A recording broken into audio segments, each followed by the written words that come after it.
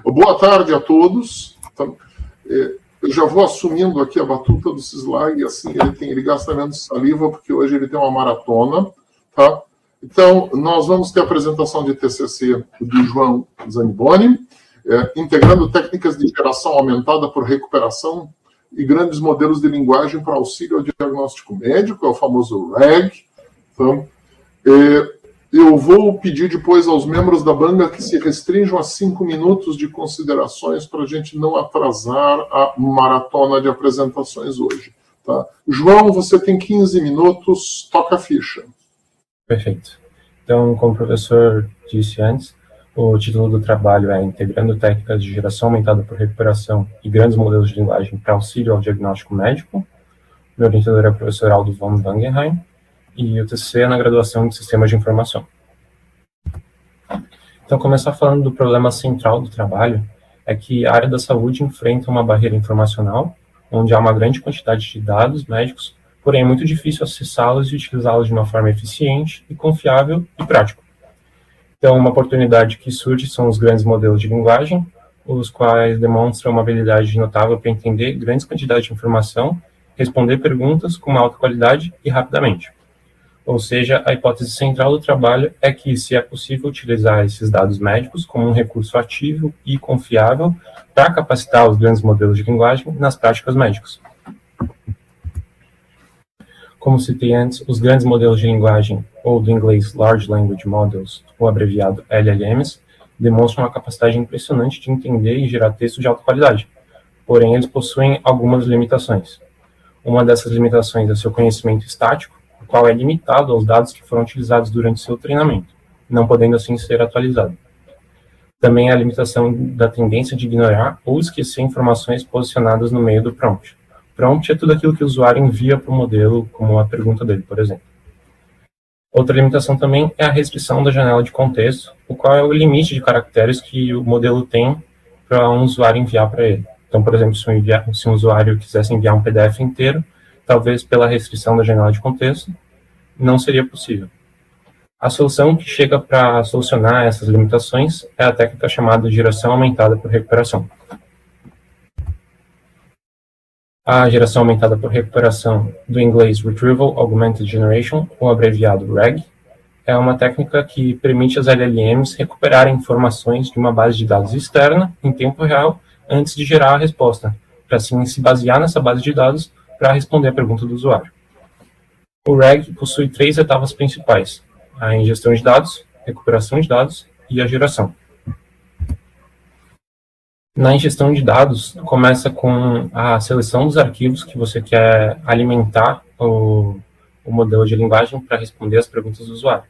Podem esses arquivos serem PDFs, TXTs, HTMLs ou todas as fontes de arquivo possíveis que você possa pensar.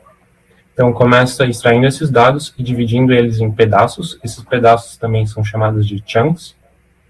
Então, esses pedaços de texto são passados para um modelo de extração de vetores de sentido, também chamado de modelo gerador de embeddings. Então, esses pedaços de texto são transformados em vetores por esse modelo. Depois, esses vetores são inseridos em um banco de dados vetorial. Agora, as duas seguintes etapas, a recuperação e geração, já são quando o sistema está funcionando. Então, começa com o usuário enviando uma pergunta, ou query, para o sistema. Essa pergunta é passada pelo modelo de embedding também, o mesmo modelo usado na ingestão, e é transformada em um vetor. Então, nós temos o vetor da pergunta, e esse vetor é utilizado no banco de dados vetorial para fazer uma busca semântica, podendo essa busca ser realizada por singularidade de cosseno. Então, com a busca semântica, nós trazemos todos os trechos que são semanticamente similares àquela pergunta. Então, por exemplo, se um usuário faz uma pergunta sobre pneumonia, ele traz todos os trechos que são semanticamente similares à pneumonia e possam, por exemplo, responder à pergunta daquele usuário. Assim, as top K sentenças mais similares, juntamente com a pergunta do usuário, são enviadas para o modelo de linguagem, o qual se baseia nas sentenças para responder à pergunta. Dentro da técnica do RAG, nós conseguimos aplicar técnicas mais avançadas, e algumas delas eu vou citar agora. Nós temos o re-ranqueamento, ou do inglês re-ranking, que é a utilização de um modelo especializado em realizar a reavaliação e a ordenação dos resultados recuperados do banco de dados vetorial. Nós temos a consulta em múltiplas etapas, ou multi-step query, que é a decomposição de uma consulta complexa em consultas mais simples. Isso busca imitar o raciocínio humano de transformar um problema complexo em problemas mais simples. Nós temos também o hide, ou incorporação hipotética de documentos, que é a criação de uma resposta hipotética para a pergunta que o usuário fez e a utilização dessa resposta hipotética para trazer os contextos mais similares. E, por fim, nós temos a busca híbrida, que é o aproveitamento do melhor dos dois mundos. Ele combina a busca tradicional por palavras-chave com a busca semântica que eu expliquei anteriormente. Agora, partindo para a experimentação do trabalho, o objetivo geral da experimentação foi desenvolver e avaliar um sistema que utiliza o RAG para auxiliar no conhecimento e diagnóstico médico.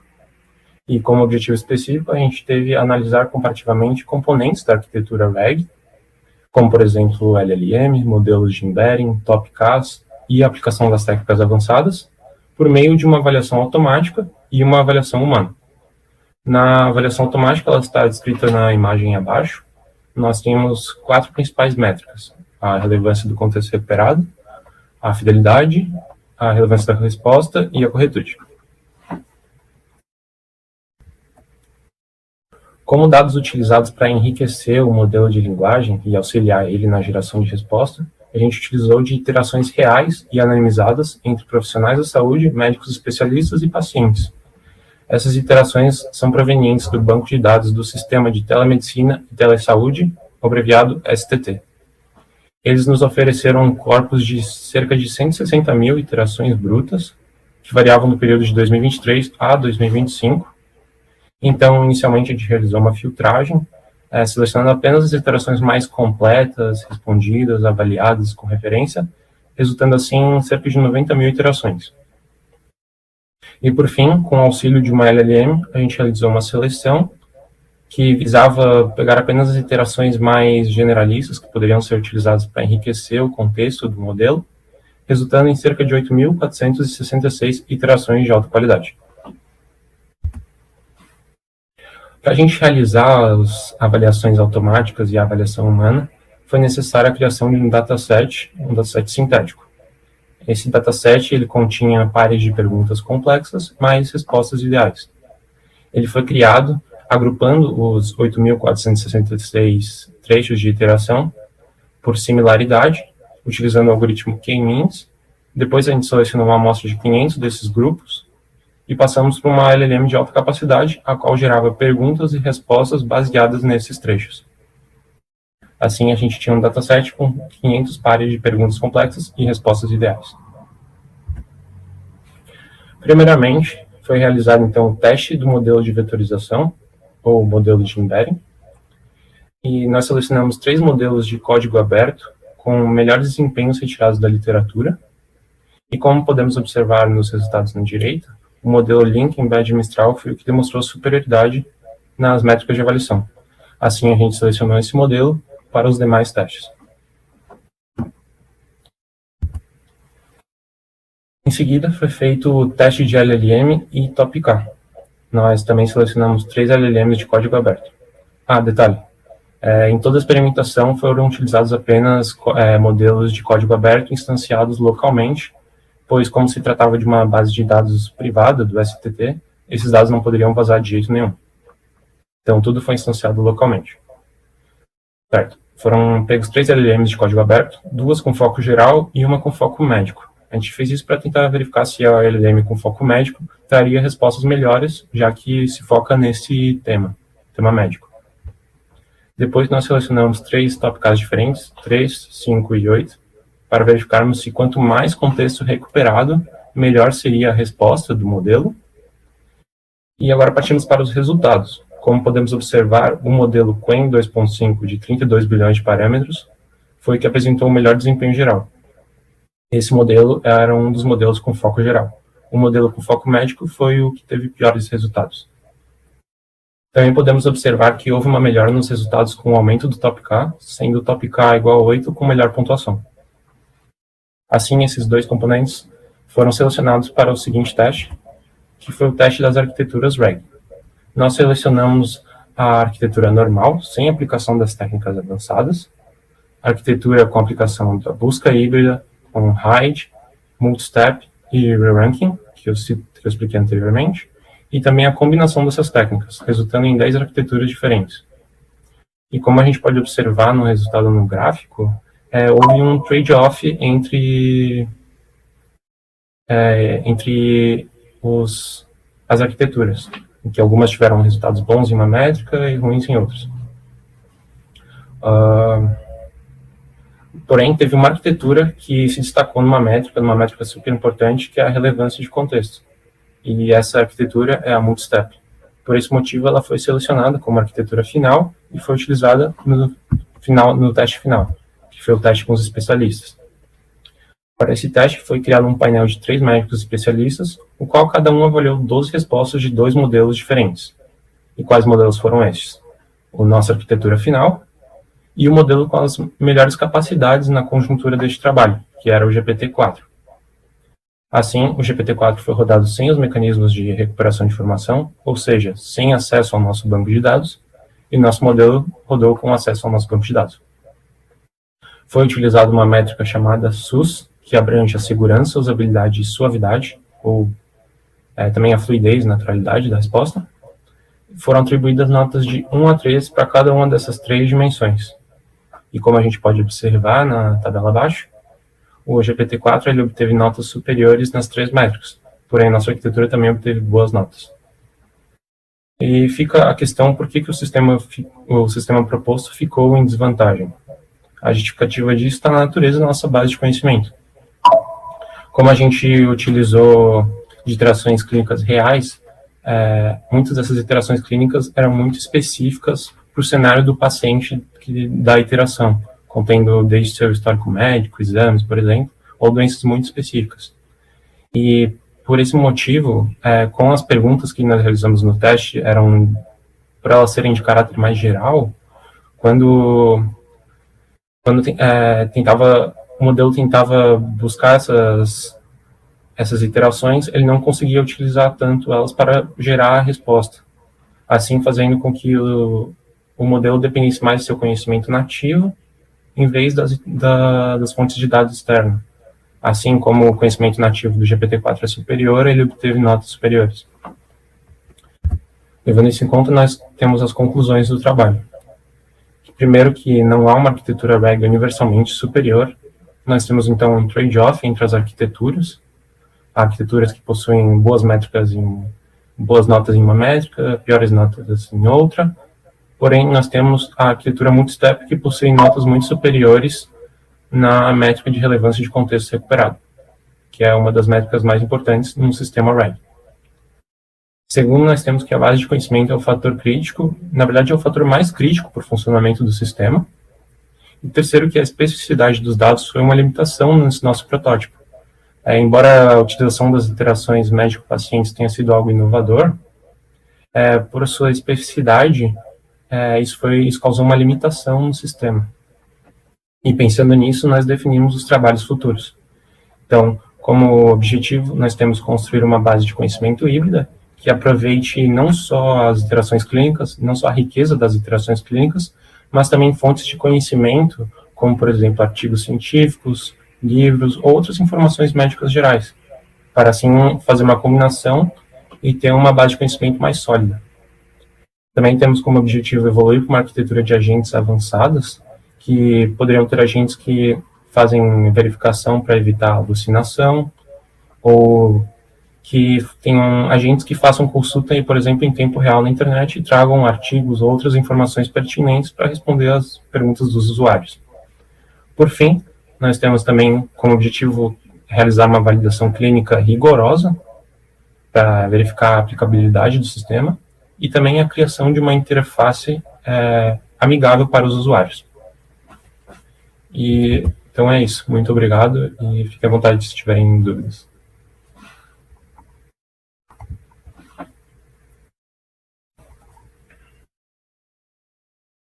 Professor Aldo, peço que conduza.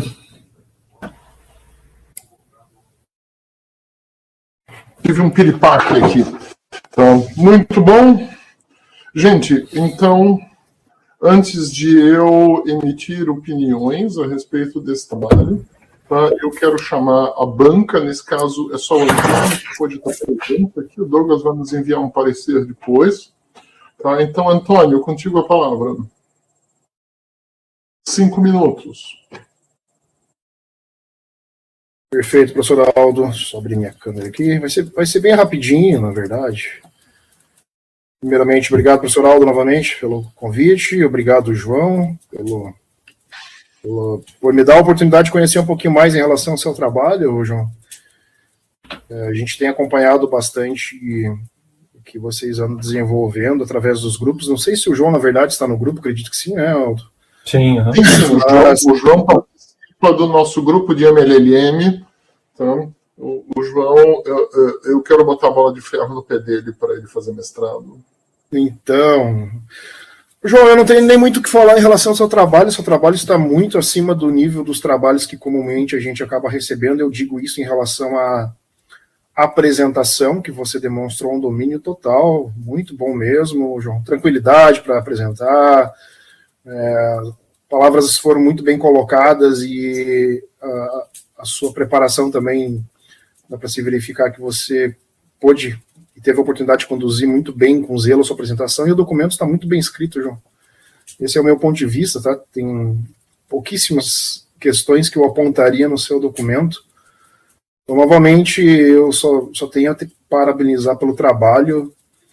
Novamente, acima da média, tá, João? Muito bom mesmo, tá? Muito obrigado. Apresentação quanto à questão documental.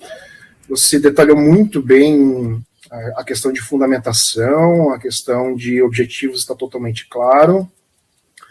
A questão de experimentação, eu não sei se é um padrão da UFSC, Aldo, que vocês têm adotado aí no INE de uma forma em geral, mas novamente, assim como a defesa de ontem, e a defesa de ontem foi em nível de mestrado, né? O pessoal tem colocado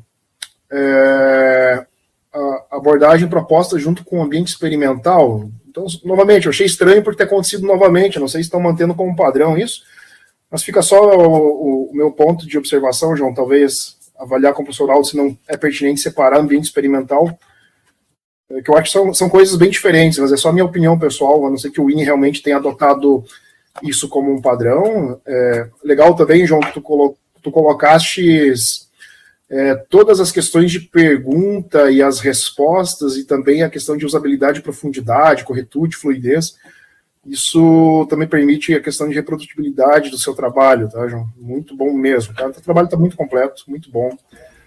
Então, no meu ponto de vista, é isso, e eu concordo com o professor Aldo, a gente tem que amarrar uma bola de ferro no teu pé para tu prosseguires com uma pós-graduação que tu tens muito, muito potencial, João. Perfeito? Então, avalia com carinho essa possibilidade. Professor Aldo, muito obrigado. Obrigado, Antônio. Fica aí, porque a gente vai fazer um selfie daqui a pouco. Volta aí, Antônio. Não some, não foge. Eu preciso... Não fugir, não. Estou por aqui. Isso.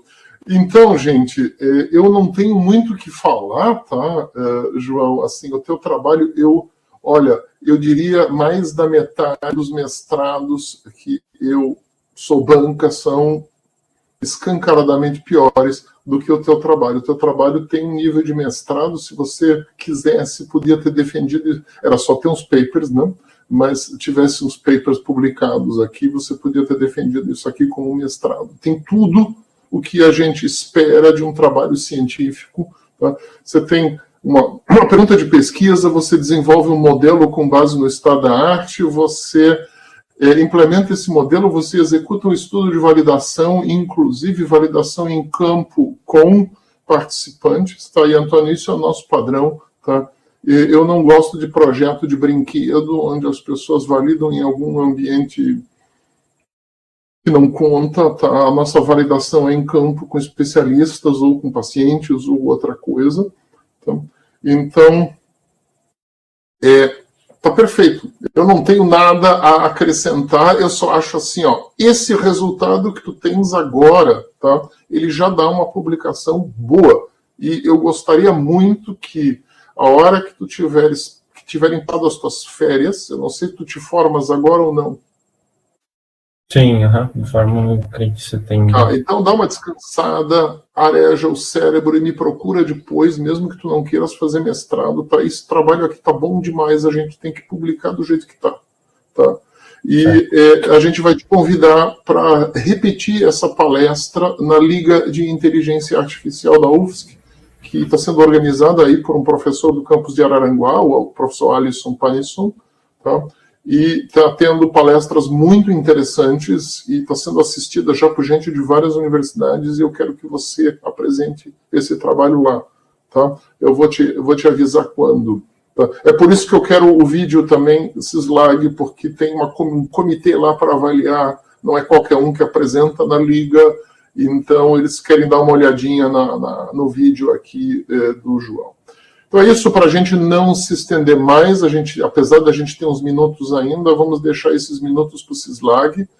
Tá? Então, João, eu só peço volta para a primeira página da tua apresentação para eu fazer aquele selfie aqui, para a gente poder fazer uma propaganda do teu trabalho. Isso tudo aí.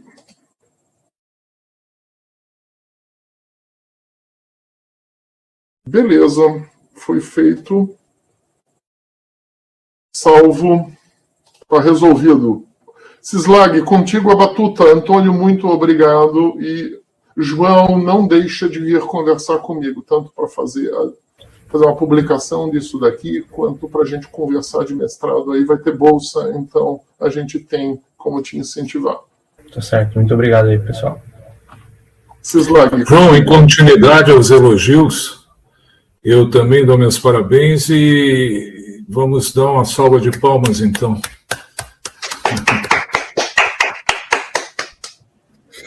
Feito. Muito obrigado, Antônio Sobieranski, pela participação na banca, Aldo por mais uma orientação, e nos vemos às 5, eu acho.